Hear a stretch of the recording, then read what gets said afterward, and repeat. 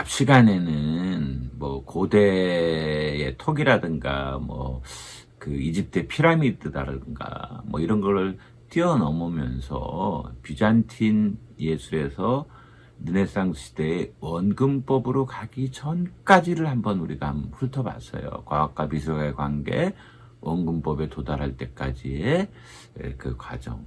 이 시간에는 도대체 르네상스 시대의 원근법은 어떤 과학적인 원리를 가지고 진행이 되었는가라고 하는 것들에 대해서 우리가 한번 생각을 해봐야 될 필요가 있습니다. 그래서 그 원근법이 어떻게 이전의 미술과는 달리 어떻게 미술계에 반영이 됐고 조각에 반영이 됐고 특히 이제 회화를 중심으로 우리가 다뤄보려고 하거든요. 원근법을 사용한다라는 것이 사실은 뭐 한 1400년, 1600년 되니까 인류의 긴 역사를 통해 볼 때는 그렇게 긴 시간은 아니라고 할 수는 있지만 그래도 아주 먼 옛날에 원근법이 도입이 되면서 많은 부분들이 이렇게 회화에서 새로운 방식으로 표현이 되는, 그리고 이것들은 또 건축과 같이 맞물려 가면서 벌어졌던 일들이 있습니다. 이러한 내용들에 대해서 원근법을 중심으로 우리가 다뤄보도록 하겠습니다. 자, 갑자기 목소리가 먼저 나와서 실망한 사람들 위해서 이렇게 제 얼굴을 한번 보여드려 봅니다. 자, 과학과 미술의 만남 첫 번째 원리로 원근법에 대해서 한번 알아보도록 하겠습니다. 자, 여러분들을 환영한다는 여러분들 화면의 왼쪽에 있는 늑수그레한 사람이 누구냐? 바로 접니다. 여러분들과 만나다 보니 어느덧 나이를 이렇게 먹었습니다. 자, 원근법에 대한 그림을 한번 먼저 보도록 하겠습니다. 여러분들이 첫 번째 보는 그림은 그 피렌체군을 이끄는 니콜로 다 트렌티노라고 하는 그러한 제목을 가진 그림으로서 르네상스 미술을 이끌었던 파올로 우첼로의 그림입니다. 이 그림은 어디 있냐면은 런던 내셔널 갤러리에 가 있습니다. 여러분들이 혹시 런던에 가서 내셔널 갤러리를 방문할 때 이 그림을 한번 찾아보기를 바랍니다. 자, 그림을 보면서 그 내용을 알면서 보면 더 재미있겠죠. 제목은 산 로마노의 전투라고 하는 겁니다. 1438년에서 40년경에 제작한 그림인데요. 이 그림에 있는 것은 1432년에 있었던 피렌체와 시에나 간의 전투를 묘사한 그림입니다. 1432년 6월 1일 날 아르노 강변 산 로마노에서 큰 전투가 벌어졌는데요. 피렌체군 4,000명하고 시에나군 8,000명이 격돌을 해요. 이 전쟁에서 당연히 누가 이겼다? 피렌체군이 대승을 거두게 되었고, 대개 이때 용병을 많이 쓰잖아요. 그래서 전쟁 자금을 지원했던 피렌체의 부동산 부호 리오나르도 바르톨리니라고 하는 사람이 이를 기념하고 싶어 했어요. 그래서 그는 당시에 최고의 예술가였던 파올로 우첼로에게 작업을 의뢰하게 됩니다. 갑자기 원근법을 얘기하겠다 그러면서 왜 이 그림을 그렸냐? 이건 아주 원근법을 그 전까지 잘 안 썼어요. 르네상스 시대에 이제 원근법을 사용하게 되는데, 원근법은 단순해요. 가까이 있는 건 어떻게 그린다? 크게. 멀리 있는 건 작게 그린다. 소위 이런 걸 선 원근법이라고 해요. 크게 그렸고 작게 그림으로써 이렇게 원근감을 보여주는 그림이죠. 이 그림은 세 개가 한 시리즈가 되어 있어요.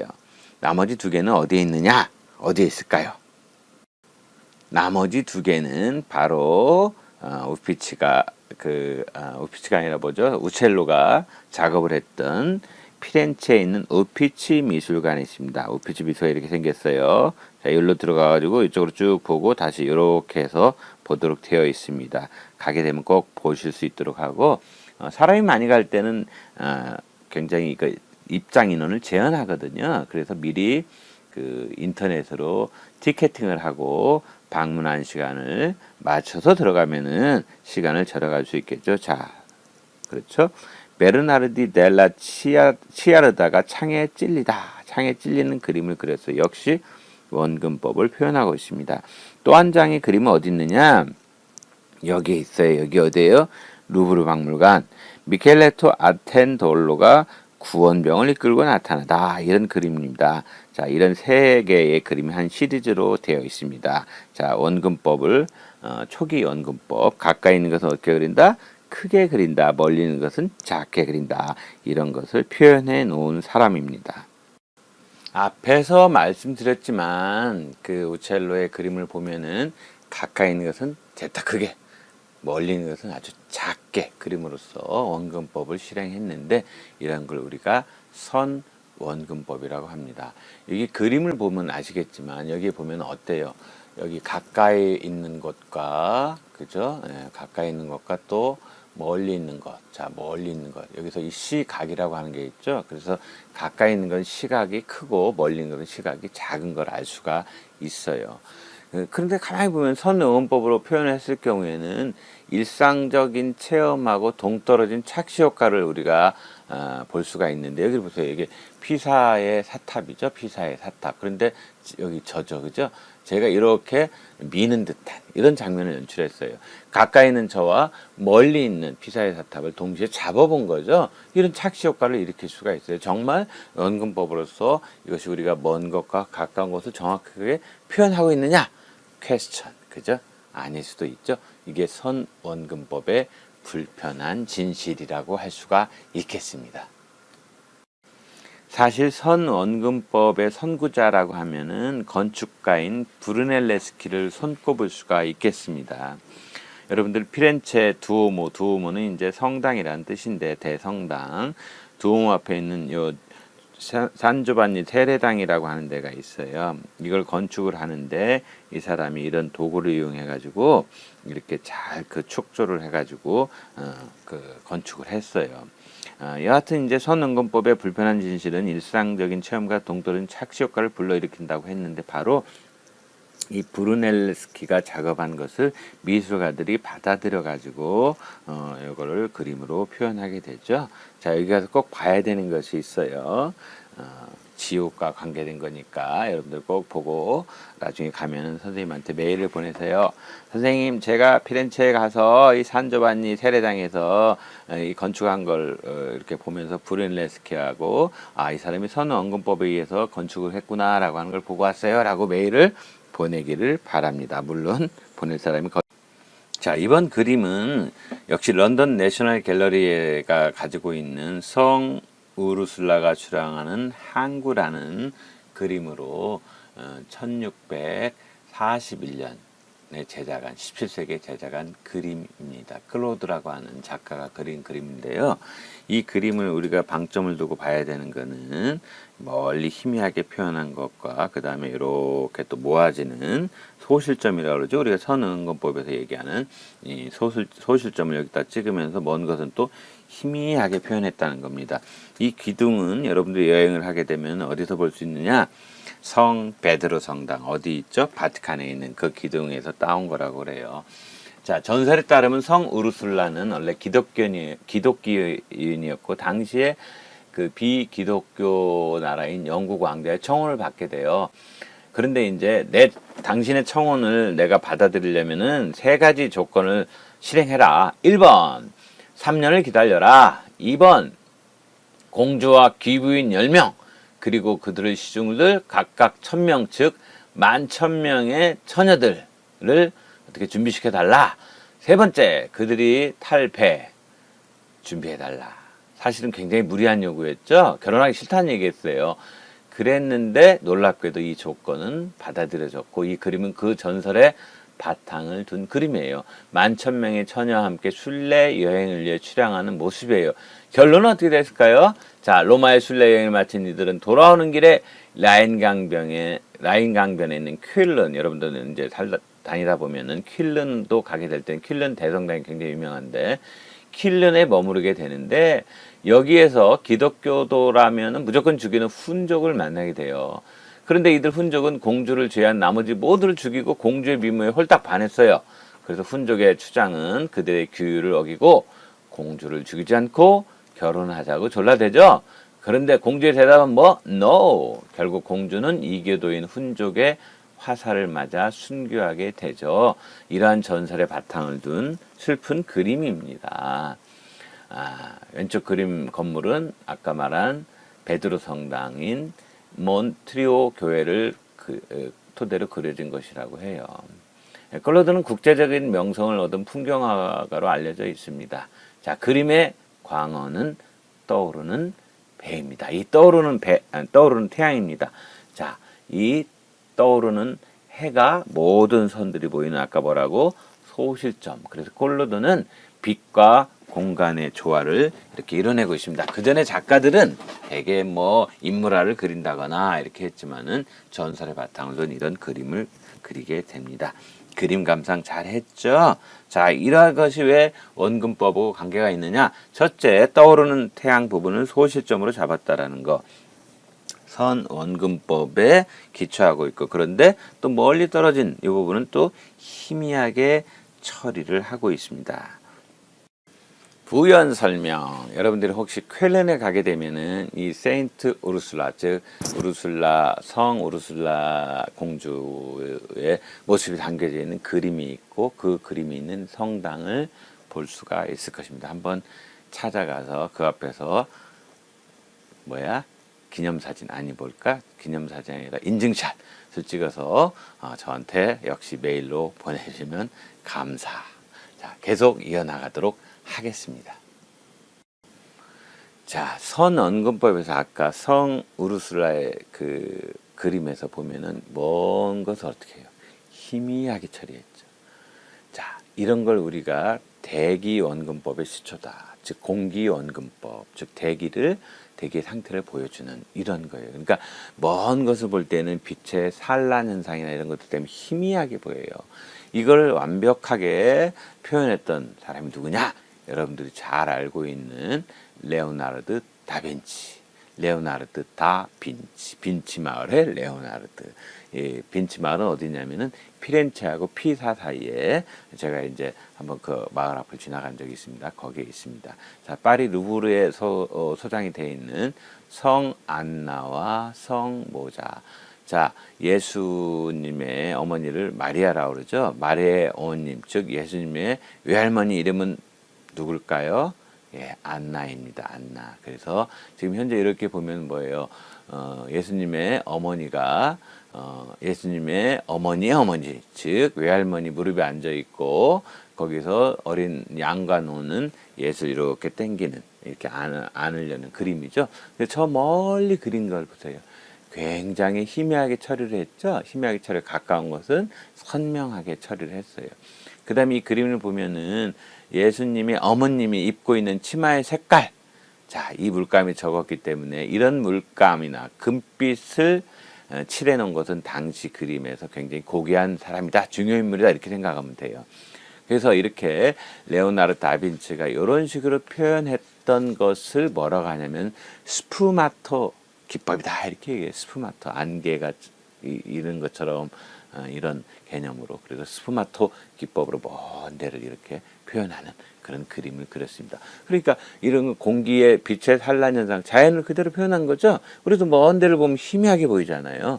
이걸 우리가 선언근법에서 조금 더 진화한 대기원근법 혹은 공기원근법이라고 이렇게 이야기를 하고 있습니다. 자, 이번에는 프랑스가 낳은 바로크 시기의 회화 분야에서 고전주의를 이끌었던 17세기 프랑스의 화가 푸생의 그림을 한번 보도록 하겠습니다.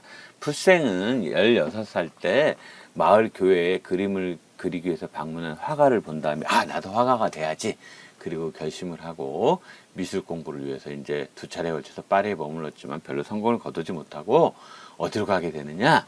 당시 유럽 미술계의 17세기 유럽 미술계의 중심지인 로마로 가고자 했고, 그가 간 로마행은 3번의 시도 끝에 성공을 거두었고, 로마에서 알게 된 후원자의 영향으로 로마 고대 문명의 찬양자가 되었습니다. 결국은 이제 로마풍의 미술 양식을 발전시켜서 2년 동안 프랑스에서 루이 13세의 궁정화가로 보낸 기간을 제하고는 로마 애찬론자이기 때문에, 찬양론자이기 때문에 로마에서 보내게 돼요. 그 사람이 그린 그림 중에서 이 그림은 뭡니까? 아르카디아의 목자들이라고 하는 제목을 가진 그림입니다. 이 그림의 배경인 아르카디아라고 하는 것은 목가적이고 고립적인 특징으로 인해서 그리스인들이 동경하는 이상향, 낙원 이렇게 생각합니다. 그러니까 아르카디아는 낙원이다. 낙원의 대명사다. 그래서 이 세 명의 목자들과 한 여인이 뭘 열심히 보고 있죠? 뭘 보고 있어요? 아르카디아 평원에 있는 양치기들하고 이 여인들이 한 여인이 묘비 앞에서 들러서서 묘비명을 읽으면서 뭔가 생각에 잠기면서 슬픈 표정을 짓고 있어요. 푸생의 고전주의 화풍이 전형적으로 드러나는 작품. 이 그림에서도 보면 먼 것을 어떻게 처리했어요? 먼 것을. 그렇죠. 어떻게? 희미하게. 무슨 원근법? 공기 원근법에 의해서 그림을 처리하고 있는 것을 알 수가 있습니다. 스푸마터 기법이라든가 공기 원근법의 가장 근본적인 원인은 뭘까? 그것은 바로 빛의 산란 현상하고 관계가 있어요. 산란이라는 말은 흩어진다 이런 뜻이에요. 이 산란이라는 말 자체가 흩어지더라. 즉 빛이 어떤 작은 입자에 닿았을 때 진행 방향을 바꿔서 여러 방면으로 흩어지는 현상을 우리가 산란이다 그래요. 그런데 빛이라고 다 같은 빛인가요? 어때요? 우리가 잘 알고 있는 빛은 뭐가 있어요? 가시광선 뭐가 있죠? 빨주노초 파남보 쭉 있겠죠? 보라색까지. 그죠? 무지개 색깔 생각해 봅시다. 빨간색의 경우가 기본적으로 빨간색은 이쪽 보라색보다 파장이 길어요. 파장은 이쪽으로 갈수록 길어요. 파장이 길고 보라색 쪽으로 갈수록 진동수는 이쪽으로 갈수록 더 많아요. 그런데 태양으로부터 오는 자외선의 대부분은 대기 상층에 있는 무슨 층에서? 오존층에서 흡수가 되죠.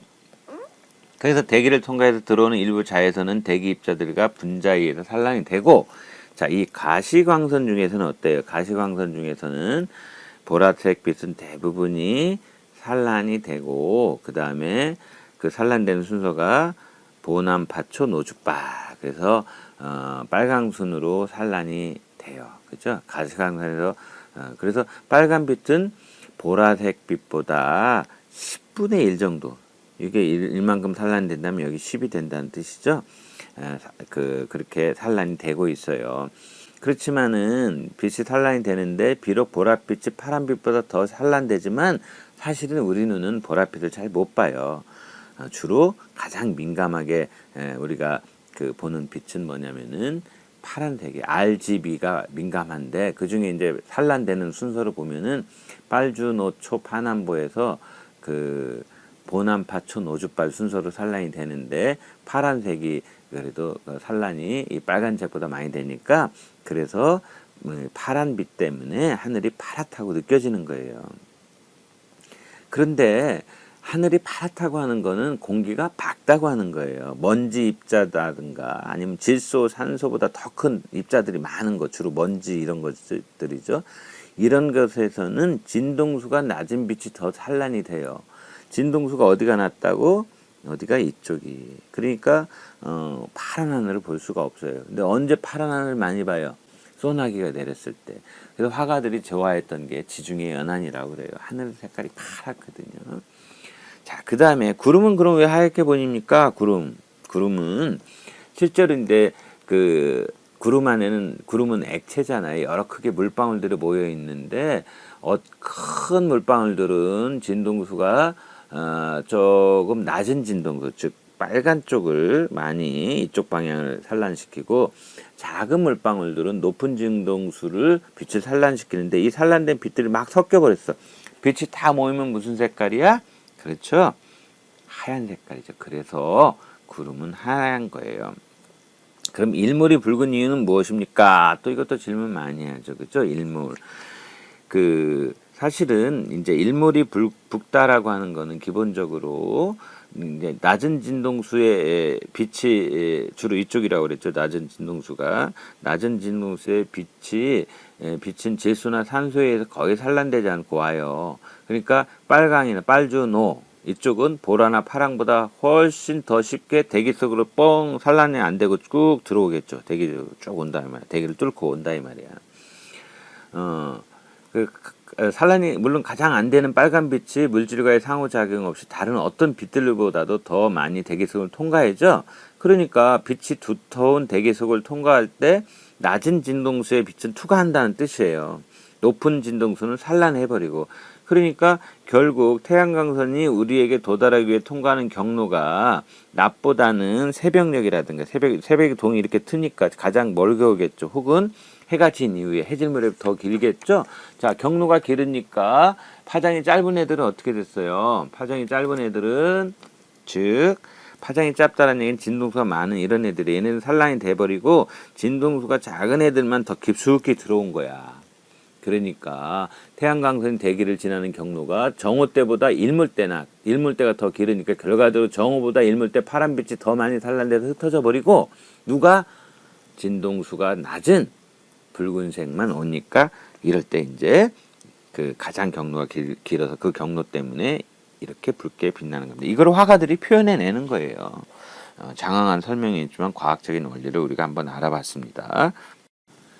집에서 이런 산란을 우리가 볼 수가 있어요. 사실은 간단하죠. 유리컵에다가 물을 채워놓고 여기에 우유 한두 방울 딱 떨어뜨려 놓고 이쪽에서 빛을 비춰주면서 이 뒤에서도 한번 보고 옆에서도 보고 보는 각도에 따라서 이 색깔이 달라져요. 한번 여러분들이 테스트 해보기 바랍니다.